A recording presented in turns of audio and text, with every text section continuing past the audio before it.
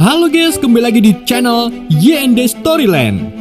Di video kali ini saya akan lanjutin film kemarin, yaitu The Monkey King 3 yang dirilis pada tahun 2018. Buat kalian yang belum nonton alur cerita film 1 sampai kedua, bisa nonton terlebih dahulu di playlist yang sudah saya buat. Dan gak usah lama-lama, yuk mari kita simak alur ceritanya.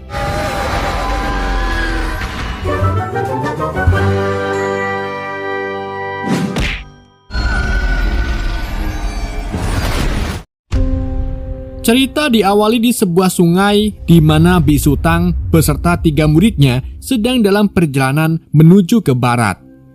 Di tengah perjalanan, Wu Jing yang sempat melihat sepasang monyet bertanya kepada Bisu Tang kenapa makhluk fana harus berpasangan. Bisu Tang yang mendengar pertanyaan tersebut pun tak bisa menjawabnya karena Bisu Tang sendiri belum pernah merasakan cinta. Tak berselang lama, Pat Kai dan Wukong pun merasakan adanya aura siluman di sungai tersebut. Meski Pat Kai memperingatkan agar sang siluman tidak mengganggu perjalanannya, sayangnya peringatan itu tak dihiraukan sang siluman. Sementara Wukong yang mengetahui tak ada jalan lain, ia pun memutuskan untuk tetap menerobos sungai. Dan seketika siluman pun langsung berubah menjadi seekor ikan raksasa untuk menghadang rombongan Bisu Tang.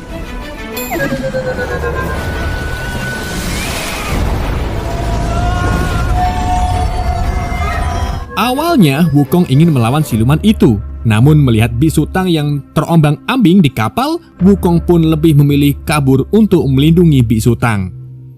Sedang siluman sungai yang terus mengejar membuat sebuah ombak besar untuk menjatuhkan rombongan Bisu Tang. Dan ketika rombongan Bisu Tang hampir dimangsa siluman sungai, pertolongan Buddha pun muncul dengan membuka sebuah portal.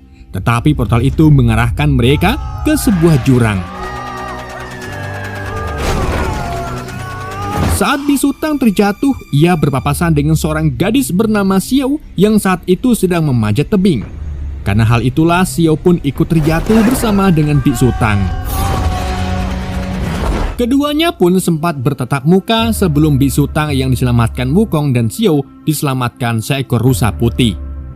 Selang beberapa saat, Xiao dan Bisu Tang kembali bertemu. Xiao yang belum pernah melihat seorang laki-laki bingung melihat Bisu Tang. Ia merasakan perasaan berdebar-debar yang sulit ia jelaskan. Meskipun Xiao masih merasa penasaran, ia harus kembali ke tempatnya, yaitu kerajaan wanita, di mana Xiao menjadi calon ratunya di sana.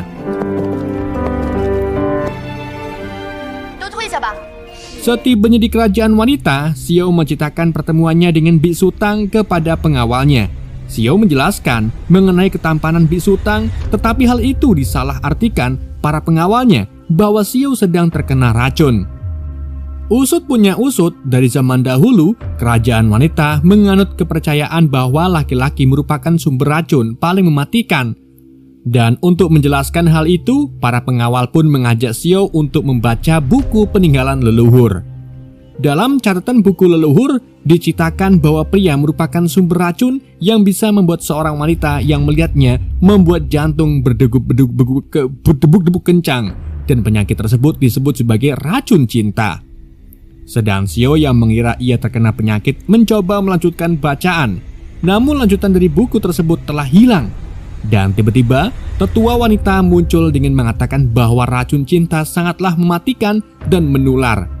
Efek dari penyakit cinta mampu membuat wanita menderita karena patah hati, dan hanya dengan membunuh prialah maka penyakit cinta bisa dihilangkan. Sedangkan Xiao yang masih polos menuruti perintah tetua untuk memburu Bisu Tang.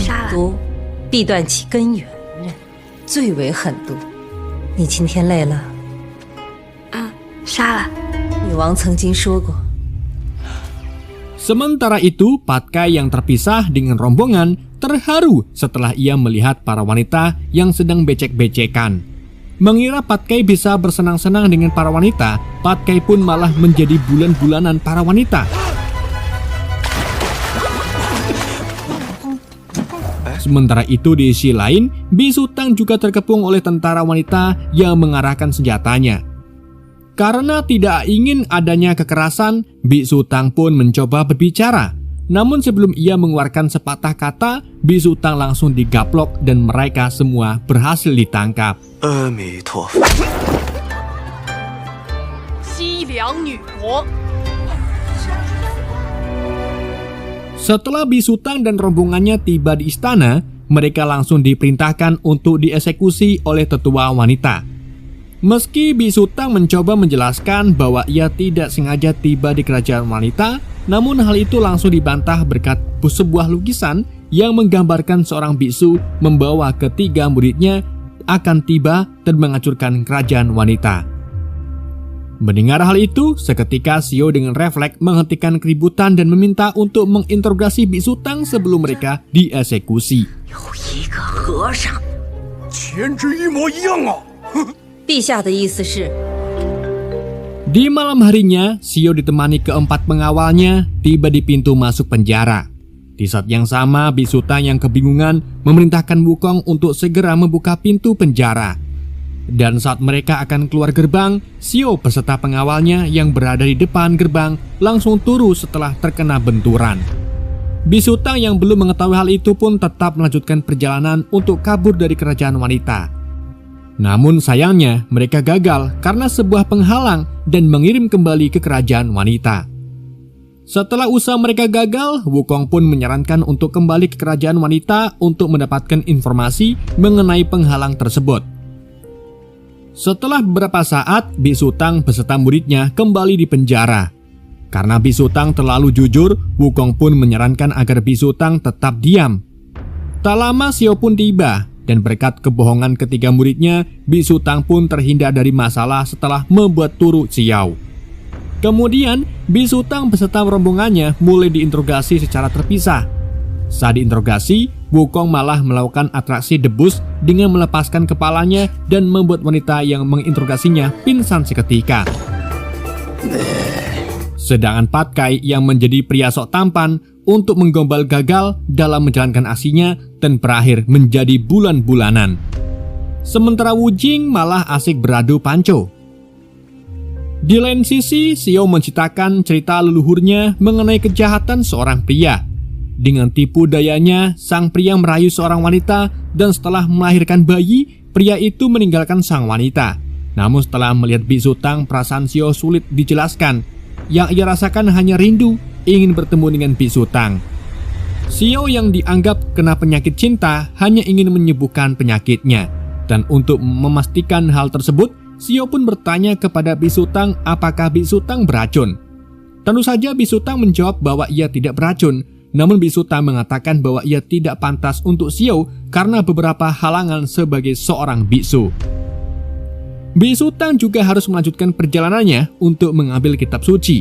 Oleh sebab itu ia meminta agar Xiao melepaskannya. Dan untuk menghibur Xiao yang bersedih, bisu Tang pun memberikan catatannya yang berisi kisah perjalanan bisu Tang. 你很讨厌我吗？我曾一路吸取的心得和感悟，去到西天求取真经。 Tiba-tiba Wukong pun muncul dengan meminta Xiao agar memberitahukan jalan keluar sebagai ganti buku pemberian gurunya. Tetapi sayangnya Xiao tidak mengetahui caranya karena sejak mereka lahir, para wanita tidak pernah keluar dari kerajaan wanita. Meskipun begitu, Xiao juga tidak ingin bisu Tang dieksekusi dan berjanji akan membantu bisu Tang menemukan jalan keluarnya. Tak lama, tetua wanita pun muncul untuk memastikan agar Xiao tidak termakan rayuan bisu Tang. Dengan berpura-pura tidak menyukai bisu Tang, Xiao pun berhasil meyakinkan tetua wanita dan tetua desa akan melakukan eksekusi di esok harinya. 是不是动心了？这些毒物就是该杀。那就好。女人嘛。 Singkat cerita, di keesokan paginya sebelum eksekusi dilakukan, Xiao yang menjadi pengeksekusi memberitahukan bahwa ia telah mengganti menjadi panah mainan. Untuk itu Xiao pun meminta bisu Tang agar pura-pura mati. Akhirnya anak panah ditembakkan ke arah Wu Jing dan Wu Jing pun pura-pura mati.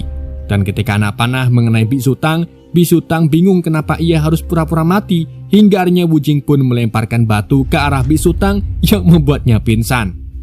Sedangkan Wukong yang melihat bisu Tang pandai berakting, ia pun membuat adegan dramatis di mana roh Wukong keluar dari tubuhnya. Namun saat giliran Patkai, tetua desa mengganti panahannya menjadi balista. Tetua desa juga menganggap menjadi pria merupakan kejahatan dan menjadi pria jelek merupakan kejahatan ganda.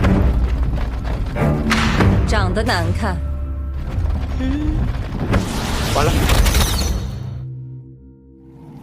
Beberapa saat kemudian, Bisutang kembali sadar di sebuah goa di mana sebuah sungai ibu berada. Sungai ibu merupakan tempat awal kejadian leluhur wanita dikhianati seorang pria. Bahkan setelah mengkhianati leluhur wanita, pria tersebut mencoba membunuh sang leluhur. Untuk menghilangkan rasa kesedihannya, leluhur menetap di sungai ibu dan membuat sebuah penghalang. Sebelum sang leluhur tewas, ia mencatat kegiatannya di sebuah buku saat ia berada di luar kerajaan wanita. Bagian buku leluhur yang hilang itu kemudian merupakan catatan mengenai jalan keluar dari kerajaan wanita. Tetapi sayangnya sampai sekarang potongan buku itu belum ditemukan karena sungai ibu dijaga sepasang kalajengking raksasa. 后来，很久以前， Saat mereka ilang-ilang di sekitar danau, Wukong melihat pergerakan di dalam patung leluhur wanita. Kemudian Wukong pun menyalurkan sebuah air ke dalam patung dan muncullah sebuah lembaran buku yang mempunyai kesadaran. Mereka pun segera mengejar lembaran itu, namun lembaran buku memanggil sepasang kalajengking raksasa untuk membantunya kabur. Wukong dibantu pengawal Xiao mencoba menahan kedua kalajengking tersebut, sementara Bisutang dan Xiao kembali mengejar lembaran buku itu.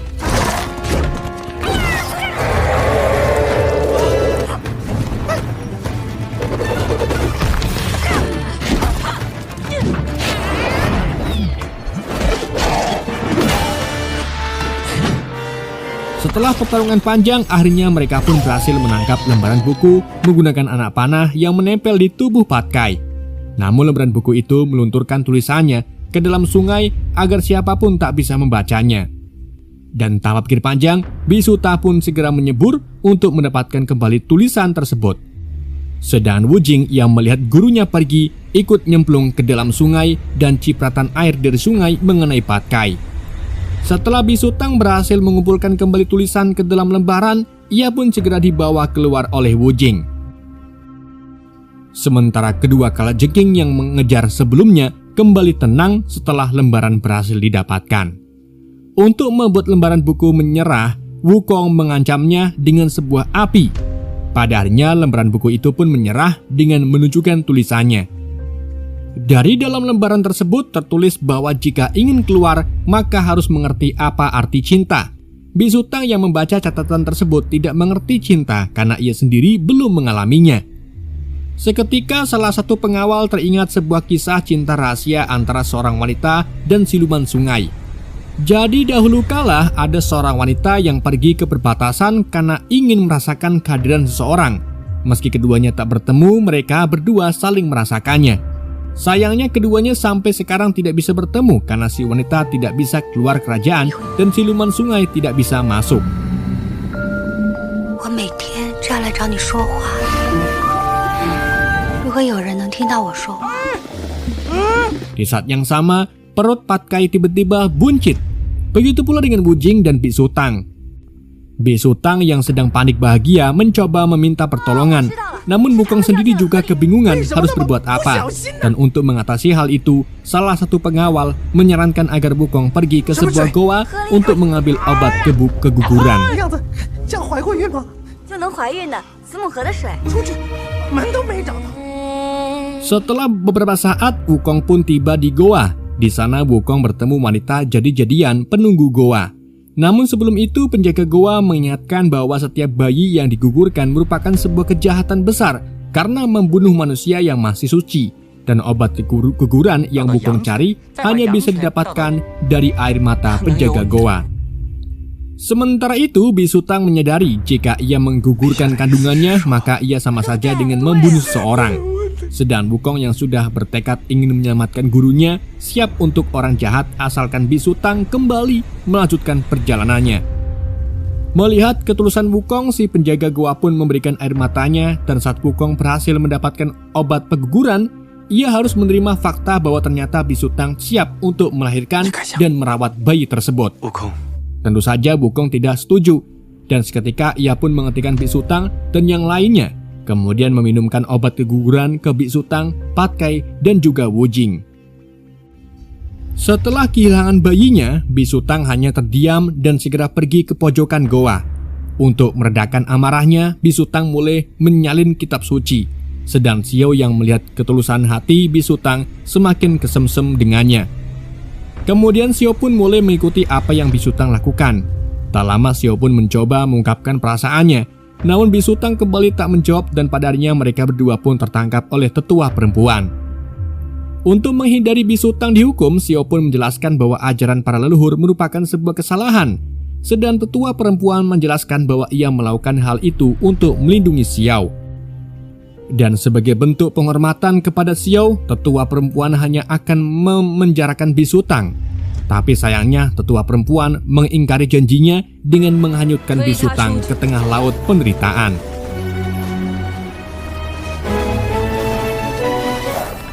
Sedang rusa putih yang melihat kejadian itu segera melaporkan ke Xiao, dan Xiao pun bergegas menyusul Biksu Tang. Dengan menunggangi rusa putih, Xiao pun mendekati Biksu Tang dan ia pun terjun ke perahu yang Biksu Tang tumpangi.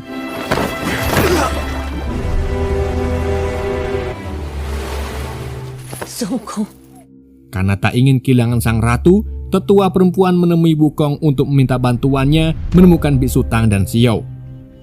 Laut penderitaan sendiri merupakan laut tanpa ujung, dan usaha untuk mencari Biksu Tang tak membuahkan hasil.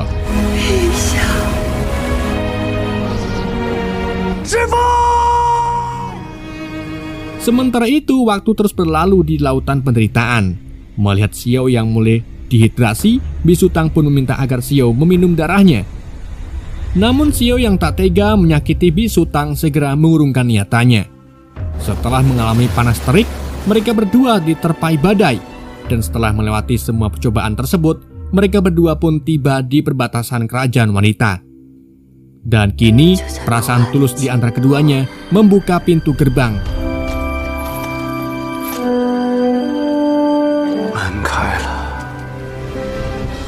Sementara itu, berkat gerbang perbatasan terbuka, Wukong pun berhasil menemukan Biksu Tang. Dan saat Wukong mengajak Biksu Tang pergi, Biksu Tang bersedia membawa Xiao untuk ikut bersamanya.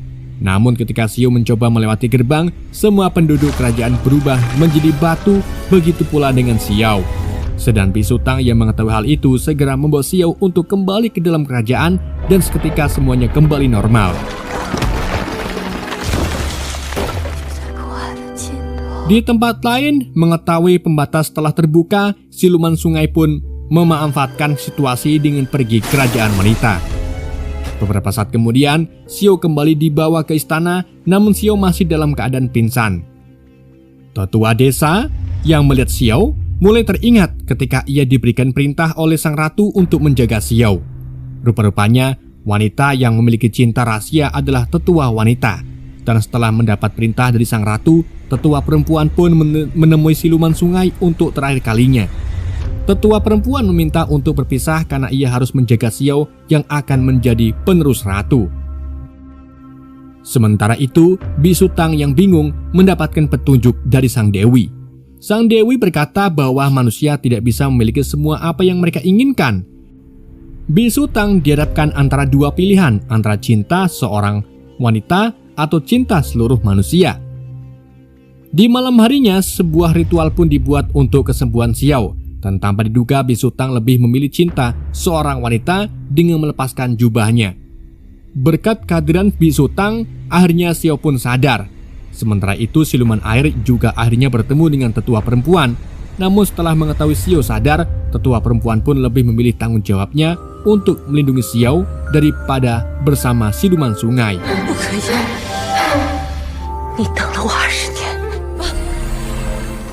Mengetahui hal itu, siluman sungai pun marah dan mulai mengamuk di kerajaan wanita.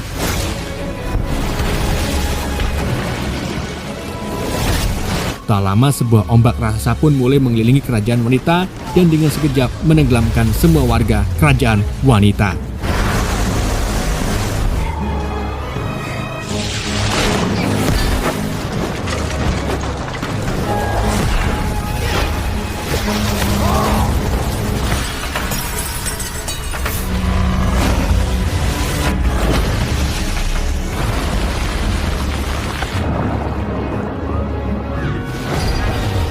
Sementara itu, Biksu Tang yang melihat banyaknya korban mencoba meminta bantuan kepada Sang Buddha. Tanpa diduga, Sang Buddha pun memberikan pertolongan. Dan untuk siluman sungai, ia sempat diperingatkan oleh Sang Buddha. Namun karena siluman sungai masih melawan, akhirnya Sang Buddha pun melenyapkannya. Berkat pertolongan Sang Buddha, Biksu Tang pun sadar bahwa cinta merupakan awal dari setiap kehidupan. Namun Biksu Tang juga sadar bahwa cinta sejati adalah, kata kuplek nggak tahu. 你共于讲经坛上，没有分别。 Setelah Biksu Tang tercerahkan, ia pun kembali melanjutkan perjalanannya bersama 3 muridnya. Dan film pun berakhir. Oke guys, itulah alur cerita film The Monkey King 3. Semoga kalian terhibur dengan alur cerita yang saya bawakan. Mohon maaf jika ada kesalahan dalam penyampaiannya ataupun penyebutan nama. Sekian dari Ende, sampai jumpa di video berikutnya.